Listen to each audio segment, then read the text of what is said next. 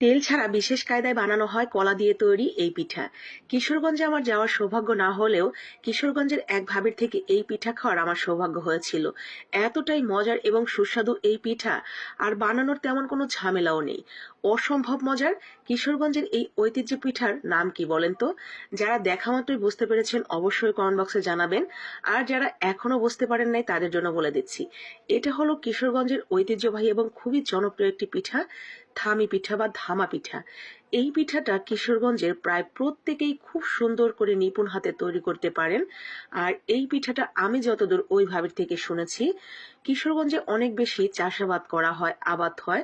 মা বোনেরা যখন নতুন ধান ঘরে তুলে সেই ধান সিদ্ধ করার সময় ধানের পাতিলের মুখে একটা কাপড় বেঁধে এই পিঠাটা ভাপ দেওয়ার জন্য বসিয়ে দেওয়া হয়। নতুন ধান ঘরে তোলার আনন্দ এবং কাজের ফাঁকে ফাঁকে ক্ষুধা নিবারণের জন্য খাওয়া হয় এই সুন্দর মজাদার ঐতিহ্যবাহী কলা দিয়ে তৈরি থামি পিঠা বা ধামা পিঠা। অসম্ভব মজার। কিশোরগঞ্জের মা বোনেরা এই পিঠাটা খুব সুন্দরভাবে তৈরি করতে পারেন। আমি কিন্তু শুধুমাত্র পিঠা খেতে পছন্দ করি এবং আপনাদের সাথে বিভিন্ন জেলার ঐতিহ্যবাহী রেসিপিগুলো আমি বিভিন্ন সময় তুলে ধরি। সেই সূত্রপাতে শুধুমাত্র একটু চেষ্টাটুকু করেছি, জানি না কতটুকু পেরেছি। অবশ্যই কিশোরগঞ্জে যেসব আপু ভাইয়ারা আছেন তারা কমেন্ট বক্সে জানাবেন কতটুকু পারলাম। আর যারা এখনো পর্যন্ত খাননি বা খাওয়ার সৌভাগ্য হয়নি, আমার রেসিপি দেখা মাত্রই ট্রাই করবেন। আমি এতক্ষণ যা যা করেছি আপনারা দেখেই বুঝেছেন, তবু আপনাদের জন্য একটু বলে দিচ্ছি। প্রথমে আমি 3টা কলা নিয়েছি, কলাটাকে ভালো করে ম্যাশ করে নিয়েছি। এরপরে সাথে স্বাদের জন্য আমি দিয়ে দিয়েছি গুড়। গুড়ের পরিবর্তে চিনিও দেওয়া যাবে।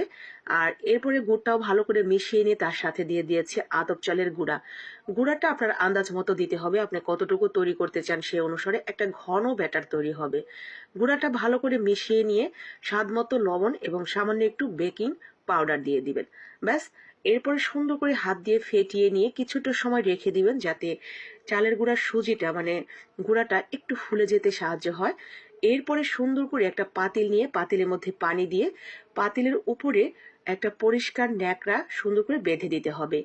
ন্যাকড়ার মাঝখানে আমরা দিয়ে দিব সেই ব্যাটারটা এবং উপর থেকে সামান্য একটু আমি নারকেল কোড়া ছড়িয়ে দিয়েছি। এটা অপশনাল, শুধুমাত্র সৌন্দর্যের জন্য আমি দিয়েছি, আপনারা চাইলে দিতেও পারেন নাও পারেন।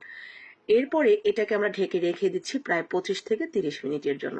25-30 মিনিটের মধ্যেই কিন্তু আমার কলার থামি পিঠা বা ধামা পিঠা কিন্তু একদম পুরোপুরি সিদ্ধ হয়ে গেছে মাশাআল্লাহ। এটা দেখতে যা নজর কাড়া হয়েছিল, ফ্লেভারটাও দারুণ হয়েছিল। আমার পুরো ঘর মোমো করছিল।